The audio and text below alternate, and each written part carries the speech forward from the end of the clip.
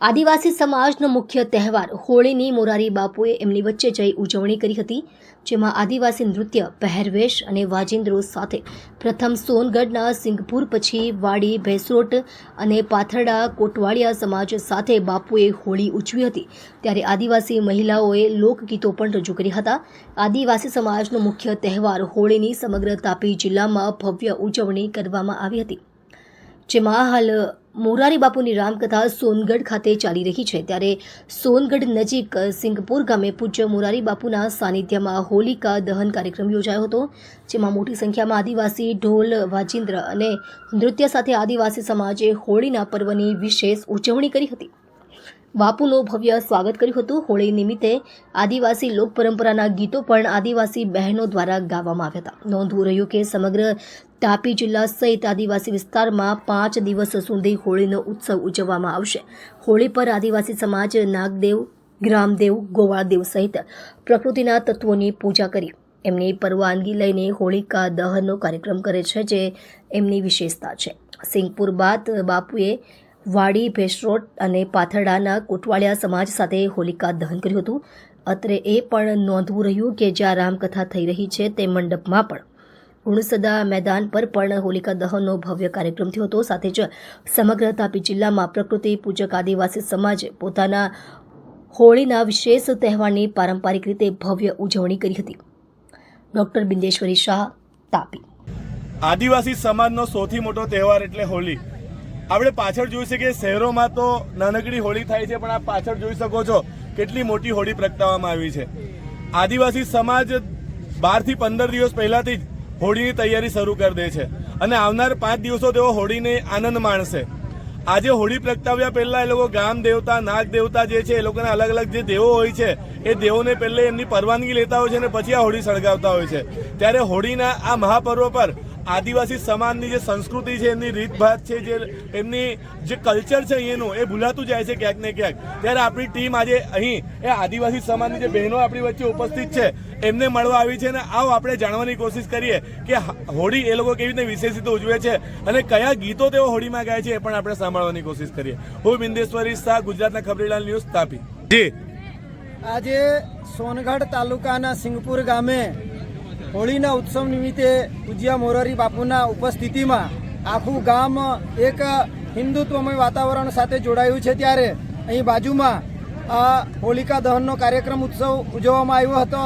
આ કાર્યક્રમની અંદર જે બાપુના સત્સંગ નિમિત્તે આવેલા રાજકોટ, અમદાવાદ, સુરતથી પણ ઘણા એવા હિન્દુ સનાતન પ્રેમીઓ અહીં ઉપસ્થિત થયા હતા અને આજના શુભ પ્રસંગે એક જ સંદેશ આપવા માંગીએ છીએ કે શહેરવાસી, ग्रामवासी, हम सब भारतवासी से और અમે બધા એક સંકલ્પ કરીએ છીએ કે સનાતન સંસ્કૃતિને અમે બચાવવા માટે જે કંઈ પ્રયાસો કરી રહ્યા છે એની અંદર બધા જ નગરજનોનો પણ સહકાર મળે અને એક આ શુભ પ્રસંગે સૌ આનંદમય ઉત્સવ ઉજવે એ જ અપેક્ષા સાથે અહીં ઉપસ્થિત થયા હતા। જય સિયારામ। જય સિયારામ। હોળી એટલે આદિવાસી સમાજનો સૌથી મોટો તહેવાર માનવામાં આવે છે, તો હોળી અંગેની શું વિશેષતા હોય છે આદિવાસી વિસ્તારમાં? હોળી આદિવાસી વિસ્તારની અંદર હોળી માતાનો જે ઉત્સવ છે એ ગીંબા દેવ એવું કહેવામાં આવે છે। જ્યારે 15 દિવસ પહેલા આ પૂજન થતું હોય છે ત્યારે ગામે ગામ અને ફળીએ ફળીએ માતા બહેનાઓ એ લોકો એકબીજાને, જે અમારા આદિવાસી સમાજની અંદર હોળી માતાના જે ગીતો છે એ ગાઈને બધાને આહવાન, આમંત્રણ આપતા હોય છે અને આજના દિવસે એ અહીં ભેગા થઈ અને ગીતો ગાતા હોય છે અને અમારી ભાષા જે ગામિત ભાષાની અંદર એમને આદિવાસી લોલ તરીકે કહેવામાં આવે છે અને બધા હળીમળીને આ ઉત્સવને સૌ ગામ લોકો મળી મોટા ઉત્સવ તરીકે ઉજવીએ છીએ। જી જી, હોળી જે છે આદિવાસી સમાજનો સૌથી મોટો તહેવાર માનવામાં આવે છે, તે અંગે શું કહેશો આપ? મારું નામ મનોજભાઈ। હોળી એટલે આદિવાસીઓનો એકદમ બધા તહેવાર કરતાં અલગ અને અનોખો તહેવાર છે। અમારો આદિવાસી સમાજ 15 દિવસ 16 દિવસ પહેલાંથી આ હોળીના ઉત્સવની ઉજવણી કરે છે। બહેનો અને માતાઓ ઘરે ઘરે જાય છે અને લોલ ગાય છે અને 16મા દિવસે, પૂનમને દિવસે ગામ આખું લાકડા ભેગા કરી અને હોળીમાંને પ્રગટાવે છે અને એ દિવસે નાચગાન કરી અને અંદર ધાણી અને કોપરા અને હાડા અને એવું નાખી અને એમાં પધરાવે છે અને માતાની પૂજા કરે છે અને ગામ લોકો હોળીની ફરતે રમે છે. પછી ત્યાર પછી 5 દિવસ સુધી અને ભાઈઓ 5 દિવસ સુધી મોજ મજા કરે છે, આખા ગામમાં નાચગાન કરે છે, કોઈ કામ કરતા નથી અને બસ એનો એક જ કે અમારે આ હોળીનો તહેવાર મનાવવો. આ રીતે 5 દિવસ સુધી હોલકારિયા નીકળે છે, નાચગાન કરે છે અને આ રીતે હોળીનો તહેવાર મનાવે છે. મિત્રો, આજે એ પણ કહેવા માગું છું કે હોળીના દિવસે ગુજરાતના અને આખા વિશ્વના મહાન સંત કહેવાય એવા પૂજ્ય સંત શ્રી મોરારી બાપુ અમારા ગામને માં જે પગલાં પાડ્યા છે અને અમારા ગામને જે પાવન કર્યું છે, અમે ધન્ય થઈ ગયા છે. અમારા ગામનું સદભાગ્ય કહેવાય કે આજે આવા મહાન સંત અમારા ગામમાં પગલાં પાડ્યા. આ સંતને બોલાવવા માટે આખી દુનિયા તરસે છે અને કેટલાય દિવસો વીતી જાય છે ત્યારે આવા સંતો એમના ઘરે કે એમના પગ પાડતા હોય છે. જ્યારે અમારું કેવું ભાગ્ય ખુલી ગયું કે આજે સિંગપુર ગામમાં આવા મહાન સંતના પગલાં પડી ગયા અને અમે ધન્ય થઈ ગયા. બસ આટલું કહી અને વિરમું છું. આદિવાસી વિસ્તારમાં હોળી આમ 5 દિવસનો હોય છે. 5 દિવસ સુધી હોળીને પ્રગટાવેલી રાખવામાં આવે છે અને એક દિવસ અમારા ગામિત ભાષામાં એને ગાવરી રાખવામાં આવે છે. ત્યાર પછી એને વિદાય આપે છે.